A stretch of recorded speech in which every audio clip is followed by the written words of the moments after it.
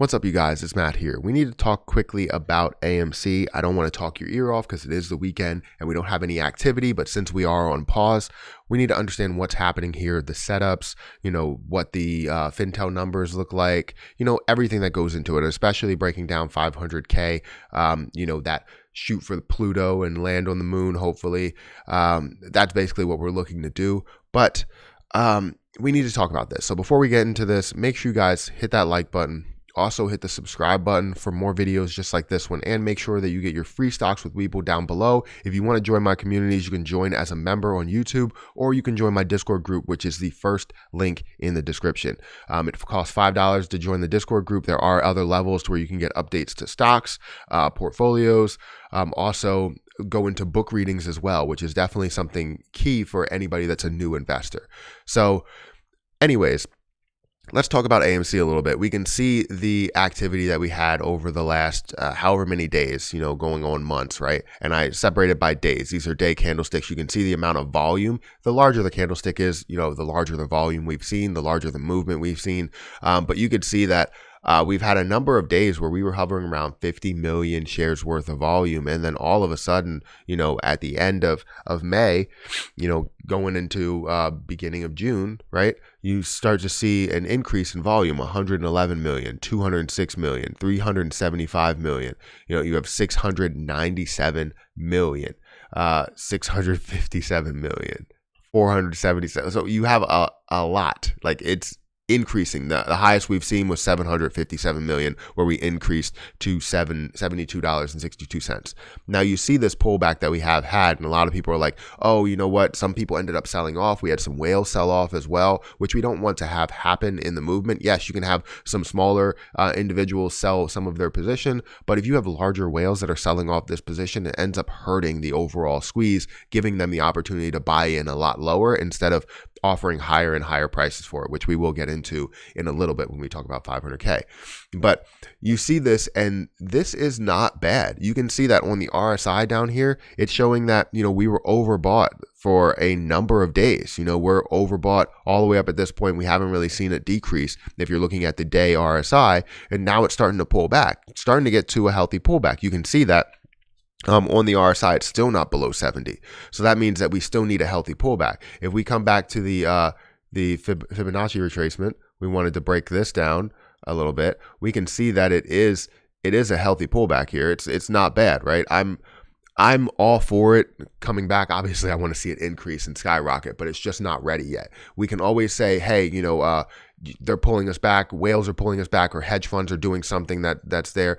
Yeah, but if we look at activity for a normal position, especially since it's mainly just FOMO buying and trading and selling, it's not really, you do have some shorts in there, but it's not really a point to where they're bringing us back and it's complete manipulation. Some of it might be manipulation, but some of it might be selling. So you are seeing that pullback, and it is a healthy pullback based on the RSI and based on normal trends of movement. Obviously, we know that AMC should not be up in these areas without squeeze potential, without a lot of people getting into it because they know the squeeze potential. But just looking at a normal stock, you understand that there are healthy pullbacks, and you need to see those healthy pullbacks in order to skyrocket. So what I would have liked to see was consolidation instead of a full pullback, but it's okay if you do see a pullback. It didn't pull back too far. It did go down to about 37, but then jumped up again and, closed as of yesterday around $47.91, and then after hours market it did decrease more down to $43.72. So you don't see that. That should be somewhere around here, right? So again, healthy pullback, not really that bad. We had a crazy amount of volume for the last however many days. We were overbought for a number of days. So don't get too concerned with this. You should not get too concerned. I'm not concerned. For the most part, I've seen a bunch of people buy in more. It wasn't to the point to where they were selling off. And, that's good. That's good for the overall movement. So I'm happy about that. Now, Let's get into the Fintel numbers really quick just to see what happened yesterday. We do see that there was 337 million shares worth of volume, 65.8 million short shares. So they're still shorting around 20%. If we look at the days, how it has been going, they've been shorting. I thought that they were going to be shorting less and less as it goes on, which means that they're going to start getting closer and closer to covering if they're shorting less and less.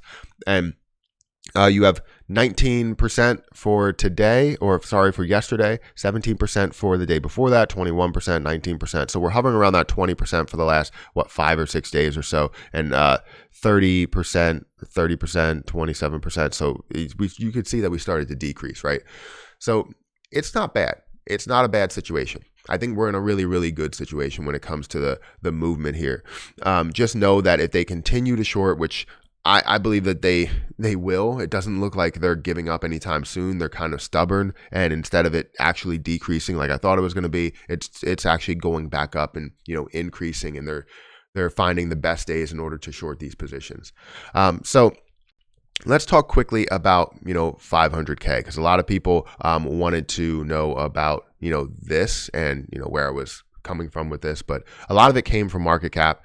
Or it came from Market Watch. Sorry, I see market cap and thought it was market cap, but it came from Market Watch. So I had the 501 million, total shares. Obviously, brought in the shorted shares and basically showed what it would be if we owned 81.15%, and they had 5,530 shares left to trade with. So if they physically needed to cover all of these shorted shares that are out there, it's going to be impossible for them to do it, and they're going to have to pay more and more of a price in order to do it.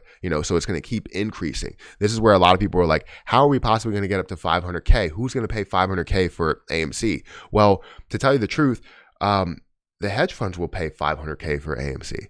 They're the ones that are going to say, oh, you only have 5,000 left. Well, I need to cover 94 million. How do I get to a point where I can do this? If you're looking to sell your stock, they're going to look to buy it for a lot. So basically, whatever is sitting there outstanding, whatever is left to trade, they're basically going to say, I'll take it for 10,000. You know what? I'll take it for 20,000. I need it for 30, 40, 50. I need to cover these shorts right now or else I lose everything. Like, it's going to continue to increase as we see them struggle for, trying to cover these shorts. And maybe they have to reshort and then cover some different ones. So it's going to be an ongoing thing, which will explode their company and basically send them to bankruptcy. So it's a lot for the people that are going to pay above, I would say, $5,000 for it. Anything above $5,000 is probably going to be, hedge fund related. So that's pretty much it. I'm not going to say that people are going to pay $5,000 for this, but you might have people that pay $1,000 or $2,000 for it. But once it gets to certain levels, it's going to be the hedge funds that drive this price up based on just supply and demand. I mean, based on the demand that's out there. If you have a higher demand for, say, sneakers, or even let's say PS5s, right? There's no PS5s out there. So then what do people do? They end up selling it for more and more to different individuals. That's exactly what's going to happen here. So that's why I wanted to explain that a little bit, give you guys an understanding of what it was. I don't know what happened here. Give you guys an understanding of what this was. But yeah, that's pretty much it. I think we're sitting in a good spot. Like I said, it is a healthy pullback that we see here. It's not anything, to cry about or get upset about or, sell your whole position about. It's just a pullback. We still aren't even below 70 on the RSI. We still probably have a little bit of ways to go in order to do that. And if it does start to pull back in a normal stock manner and you get to these lower lows, it creates a lot of buying opportunities for everyday individuals, especially people that may have taken a little bit of profit at the top. It might end up helping them to get more shares, which ends up limiting the amount that the hedge fund can get even more. So it might not even be that bad.